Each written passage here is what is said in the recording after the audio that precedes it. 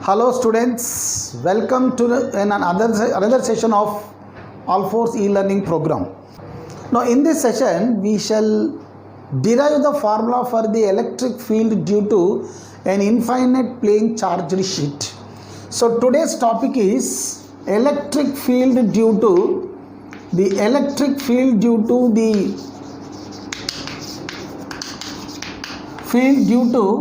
infinite charged sheet. Infinite charged sheet, right? So before going to this, let us have a review of what the things we have learned and which are useful for this derivation there. So I was telling you charge fundamental property, right? Charge exhibits field around. There is field around the charge. The space around the charge where the effect of the charge is felt is electric field. Every field has got its own strength. Field intensity, electric field intensity.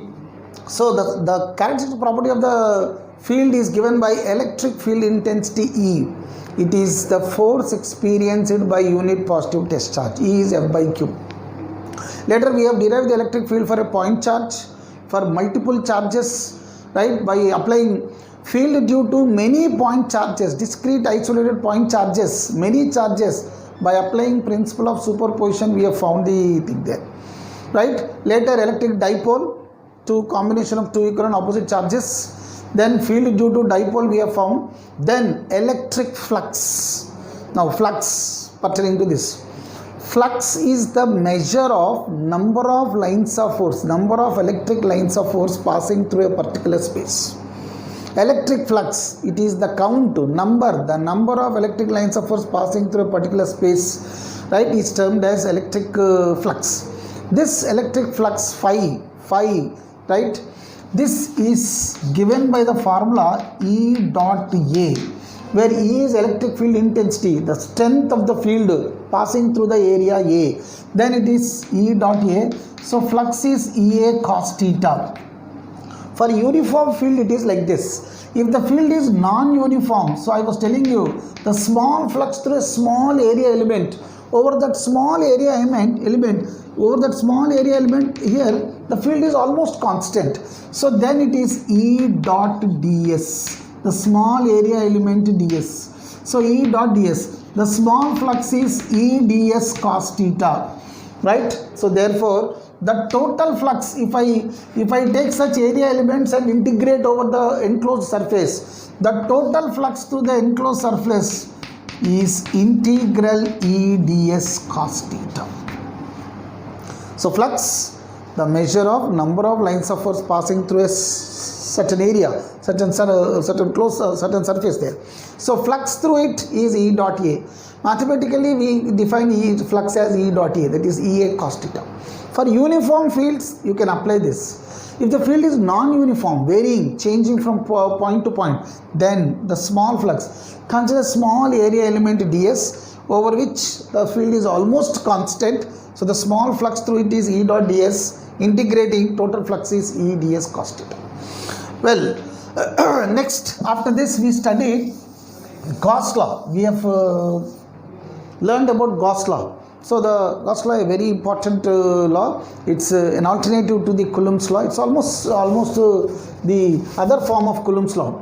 Gauss law states that over an enclosed Gaussian surface, consider an enclosed Gaussian surface. Over this enclosed Gaussian surface, the flux pertaining to this Gaussian surface S is directly proportional to the charge that is enclosed inside the Gaussian surface. So the flux pertaining to this is proportional to Q inside. So if I remove the proportionality, it is flux inside charge, flux pertaining to the Gaussian surface is charge inside by epsilon naught, right? So putting the earlier mathematical equation for flux and Gauss law, equating them, so we have defined the total flux is integral E dot ds, right? So the total flux over this Gaussian surface, integral E dot ds, is Q inside by epsilon naught. This is the mathematical form of the mathematical form of Gauss law. So we will make use of this equation to derive the electric field due to an infinite charge sheet, right? Now coming to our topic today. So these are the basic things what we need. So please remember, flux is E dot A, right?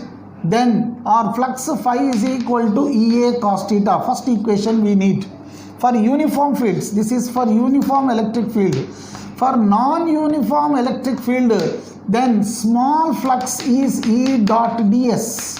Then total flux pertaining to the enclosed total flux is integral d phi, integrating over the complete surface integral of the whole this thing, it is E ds cos theta integration, right? And this is then next, according to Gauss law, the flux pertaining to the Gaussian surface is charged inside by epsilon naught.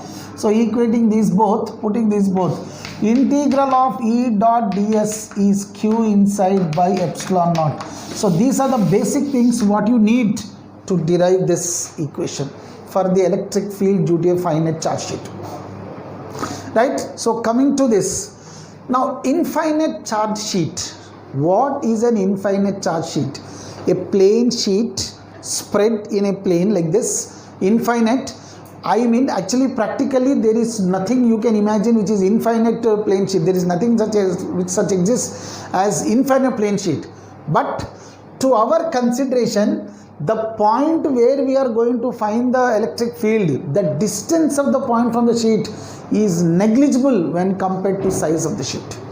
Like the size of the sheet is in meters, square meters, and the distance of the point is centimeters. So with respect to this, it is negligible, right? So if I imagine such sheet, so if I consider an infinite charged plane sheet like this, so this is an infinite charged plane sheet, right? It's a very big sheet where the charge is uniformly distributed. It is uniformly charged, equidistant, like this, charges are equidistant, uniformly charged over the plane of the sheet like this, right? So considering a infinite charged sheet, uniformly charged sheet of, now when the charge is spread on a surface, I was telling you while teaching about the continuous charge distribution, when the charge is spread on a line linear charge or a line linear charge, we have defined linear charge density lambda. For a line of charge, it is lambda q by L. But when the charge is spread over a sheet, over a plane sheet like this, over an area plane like this, then we define surface charge density sigma. So this infinite plane sheet has surface charge density sigma. Since it is uniformly distributed, charge is uniformly distributed, the surface charge density at all the points is same, constant. So surface charge density sigma is constant. So we were defining this as charge per unit area. So surface charge density sigma is equal to q by A. So this is the first thing which we have to remember there. Okay. Now how do you derive the things? I was telling you, in deriving the electric field due to continuous charge distribution, we are going to apply Gauss law. But I was telling you, to apply Gauss law, there are some steps to be followed. Right, the first step. Let's suppose we are asked to find the electric field at a point P, right, in front of it, at a point P like this, at some distance perpendicular to the sheet. This is the normal line to the sheet. At a point P, we are asked to find the electric field intensity, right? Then I was telling you, to derive the electric field, first we have to imagine a Gaussian surface.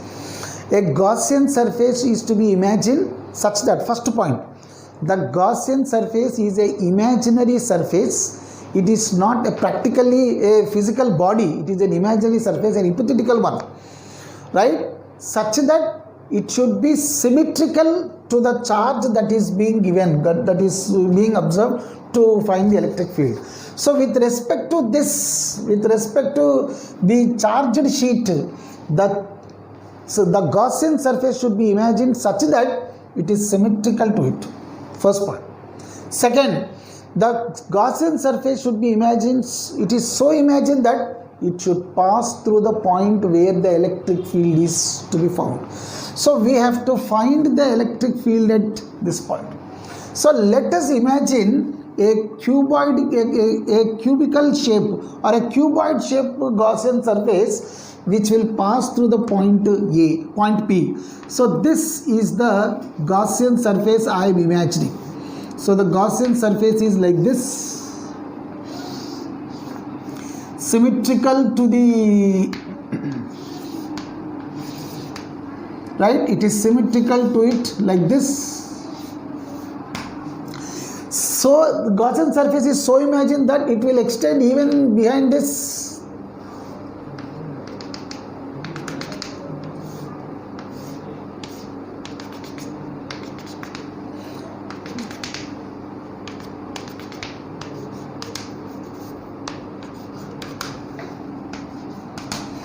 Now, I am imagining a Gaussian surface symmetrically around this infinite charge sheet, symmetrical to the charge distribution.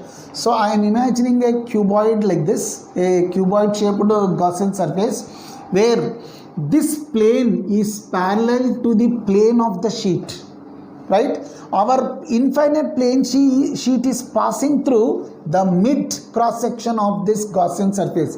Our Gaussian surface is in this form, right? Imagining such that our plane charged sheet passes midway through this Gaussian surface, the Gaussian enclosure like this, right? Now let the area of this Gaussian surface be A. Area of this Gaussian surface is A like this, right? And even this side also it is, the area is A. For this the area is A, isn't it?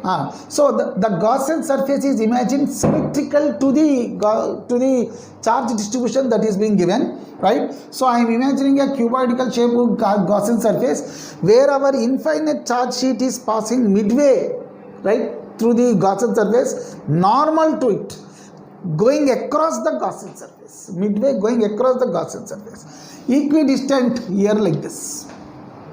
First point. It is also passing to the point where we have to find the electric field. So it's passing to the point P like this, right? Okay. Area of the surface is A. Now, so first of all, let us find out what is the charge that is enclosed in this Gaussian surface. The charge enclosed in this Gaussian surface, right? We have imagined this, the surface charge density of the sheet, sigma is equal to Q by A. So the charge Q that is enclosed, so this is of area A. It is a projection. So same area A is being projected onto it. So cross multiplying, the charge that is inside the Gaussian surface is sigma into A. Right? So this is the charge that is inside the Gaussian surface. Let us name this as equation 1. Right? Equation 1. So the charge inside the Gaussian surface is sigma A like this. Is it? And now we have to find out the electric field. Let the electric field here at this point be E. The electric field is E. And you know, you are given with an infinite charge sheet where the electric lines of force emerge outward normal to the plane sheet. So the electric lines of force are emerging outward normally to the plane sheet. So over this point, the direction of the electric field is the outward normal to this plane. It is the outward normal to this plane, right? And of course the area vector here is also in the same direction, is it? And this charge distribution produces electric field outward normal this side, and symmetrically it produces a field on the other side also. So here also the electric field is E over the area vector is A. So symmetrically it is producing the field on either sides, emerging normal to the surface. So coming out normally to the surface like this, right? So therefore, now let us find out the flux coming out from the plane sheet, coming out of the Gaussian surface, what we have considered with respect to the plane charged sheet, right? So with respect to this charged sheet, the flux, total flux coming out from the Gaussian surface. Now consider, there are 4 parts of the Gaussian surface. The first part is part 1, which is a square cap that is enclosing this cuboid like thing. This is part 1, and this is second part. So these two square caps will enclose the Gaussian surface complete like this. And this the third one is this one. Third one is the linear part of the Gaussian surface. Here this is the third surface, and this is the fourth one here. Right? So considering yes, so we have imagined the Gaussian surface like such that it has one plane sheet, a cap like plane sheet, which is enclosed in the box, the cuboid box like this. This cap, this part is 1. The other side also there is a square cap which is also a square one, which is closing the cuboid box as 2. Now from this part, all this is one sheet. This is the length of the cuboid over this. All this we are considering as the third part, and the similar symmetrical part on behind the sheet is the fourth part. Now let us find out the flux through the Gaussian surface. Now we know the flux, the total flux through the Gaussian surface. The total flux through the Gaussian surface is flux through the part 1, flux through part 2 plus flux through the part 3. 3 is the total, this box like part like this, where the third part, and a similar part behind. This is the fourth part.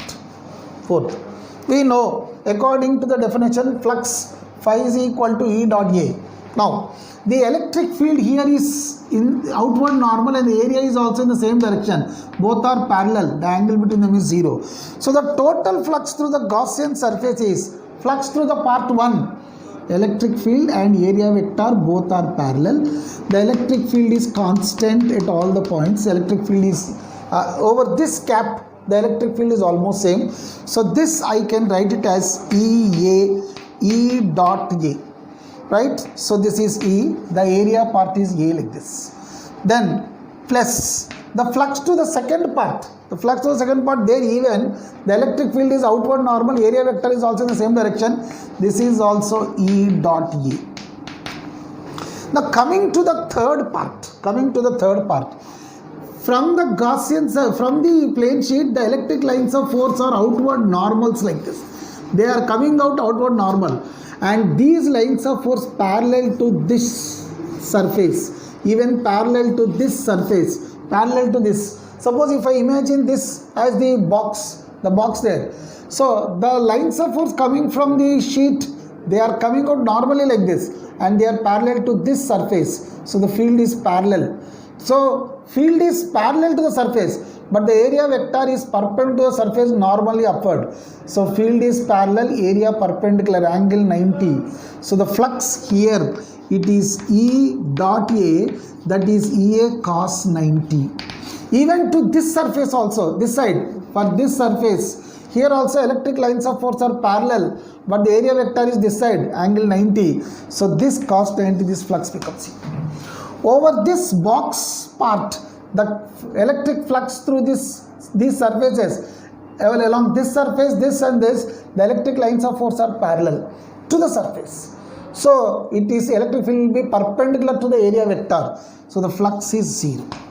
Similarly, considering the fourth part behind the plane sheet, right? So this is the plane sheet we have imagined. This is the infinite long plane sheet. A cubical box I have imagined in front. A symmetrical cubical box exists behind also. So behind the sheet also, the electric lines of force are normally behind sheet. Considering the box behind, considering the Gaussian surface behind, the electric lines of force from the sheet are normally outward, and they are parallel to the surfaces here. So at this point, if I consider the lines of force, the electric lines of force are like this, but the area is perpendicular. To this surface, lines of force are parallel to the plane, but area vector perpendicular. To this part, lines of force are parallel to the plane, area vector like this. The bottom surface, electric lines of force are parallel, area vector is normal. So for all these four surfaces, electric field and area both are perpendicular. So the flux passing through these surfaces is 0. fourth. Similarly, the same cuboid shape structure in front of it, even this here also, the electric lines of force are parallel. If I consider on this, the electric lines of force here will be parallel to the plane, but area perpendicularly up. To this surface, they are parallel, area vector that side. So for all the surfaces, the electric field and area both are perpendicular. The net flux through them is 0. So over this third part and the fourth part which we have imagined, the flux is 0. So for this and for this, flux is 0. So the total flux is EA over the first part. This is 1, this is 2, and this is for 3 which is 0, and for the fourth one is also 0. For the first part, it is E dot A. E and A both are in same direction. So it's simply EA cos 0. Cos 0 is 1. Plus, for the second part here also, electric field is produced normally outward this side and normally outward that side. Symmetrically on either sides. So the electric field here is E. So therefore, this is also EA cos 0. That is 1. EA. So the total flux through the cuboid shaped Gaussian surface is equal to 2EA. This is equation 2. Right? So therefore, we have considered a infinite plane sheet. In front of it, we are finding the electric field at a point P. Right? We are imagining a Gaussian surface, a cuboid shaped Gaussian surface stretching it in front of the sheet, and a similar structure stretching behind the sheet. So symmetrically on either sides, the charged sheet is going across through the middle of the Gaussian surface, equally this side and equally behind, same behind. Then considering the surfaces, flux due to first part, flux due to second part, third part is this linear part, the length of this box, and fourth also along the length of the box. So the total flux to the Gaussian surface is sum of all the flux to the surfaces. So first one, so it is flux E dot A. Flux due to the second part, the cap like a square cap to the box, right? Now that flux to the second part.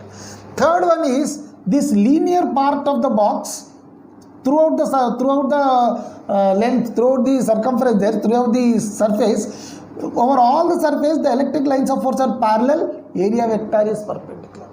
Electric lines of force are parallel to the plane, area vector is perpendicular. So over these four surfaces, the total flux is 0. Similarly, over the same box like structure behind the sheet, the total flux is 0. So third part, fourth part 0, flux due to first, flux due to second. Due to the first part, it is E and A, both are parallel, so it is EA cos 0 1. Similarly, due to the second part, it is E dot A, EA cos 0 1. So the total flux is 2EA first. Later, so equation 2, it is 2EA. Now applying Gauss law, considering Gauss law there, taking Gauss law into consideration, now the total flux coming out of the Gaussian surface, we know according to Gauss law, the total flux to the Gaussian surface is charge enclosed inside by epsilon naught. So the flux through the Gaussian surface is charge inside by epsilon naught.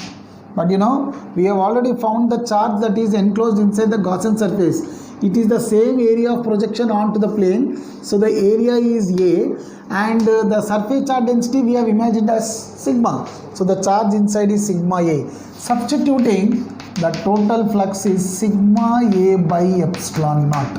So this is equation 3. Now equating second and third, it is the same flux that is coming out from the Gaussian surface due to this charge. This is according to the by definition of the flux we have derived this. This is by Gauss law. So equating both, 2EA is equal to sigma A epsilon naught.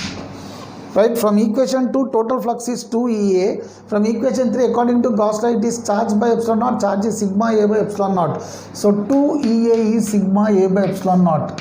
So therefore, electric field E is equal to sigma by 2 epsilon naught. So the electric field due to a infinite charged sheet, a charged infinite sheet uniformly charged, right, for such a charged infinite sheet, the electric field at a nearer point, the point in nearer point E is sigma by 2 epsilon naught. You know, infinite charge sheet, in practical there is no such infinite charge sheet we can imagine, right?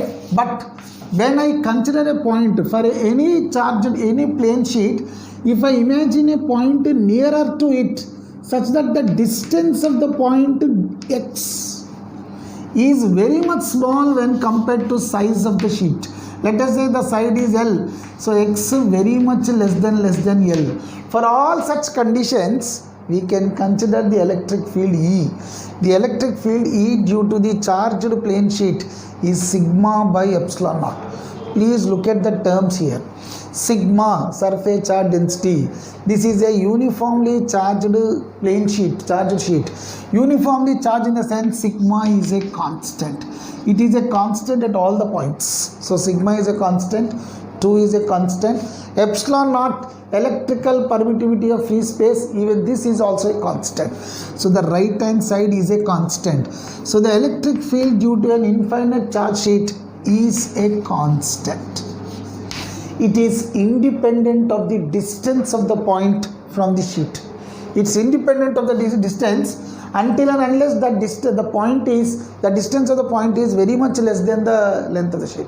Please mind you, the distance of the point should be very much less when compared to size of the sheet. For all such conditions, electric field is a constant. Now what do you understand from electric field is a constant? Field is same at all the points. The magnitude of the field is at all the points and the direction of the field is also same. So it produces a uniform electric field. The magnitude and direction remain same. So for an infinite charge sheet like this, the electric lines of force are parallel lines, equidistant from one another. Parallel lines equidistant from one another like this, right? Emerging normal to the sheet, coming out normally from the sheet like this way. So they emerge normally from the sheet, outward normal like this, is it? So they are equidistant, parallel, direction is constant, magnitude is also constant. So for all such condition, electric field is a constant, right? So sigma by 2 epsilon naught, this is a constant. It is independent of the distance. We have evaluated earlier for a point charge, the electric field intensity is inversely proportional to square of the distance. E is proportional to Q by R square. For a linear charge, we derived electric field is inversely proportional to distance of the point R, right? So E is proportional to lambda by R. For point charge, Q by R square. For linear charge, it is lambda by R. But for a plane charged sheet, this is a constant. It is a constant. But for all the points whose distance from the sheet is very much less when compared to the size of the sheet there, okay? So the lines of force are parallel. Now coming to the direction of the electric field, direction. Now if the charge on the sheet is positive, if it is positively charged, then the electric lines of force are outward normals. So the electric lines of force come out of the sheet like this. So the electric field is outward normal, parallel to the area vector, outward normal. So the electric field vector E bar, it is sigma by 2 epsilon naught n cap, where n cap is the unit vector along the area vector. It is n cap is the unit vector perpendicular to the surface of the plane sheet, normal to the plane sheet. So E bar is equal to sigma by 2 epsilon naught n cap, where n cap is a unit vector normal to the surface of the plane sheet. Now if this is negative charge, if the plane charge is negative, then the lines of force are inward towards, they fall onto the surface. Now the direction of the electric field is opposite to this. It will be minus sigma by 2 epsilon naught, right, into n cap. For negatively charged, E bar will be minus sigma by 2 epsilon naught into n cap, where n cap is the normal to the surface, outward normal, but for negative charge the lines of force are inward, so therefore it is minus sigma by 2 epsilon naught it is. For positive charge it is plus sigma by 2 epsilon naught n cap, right? Thank you.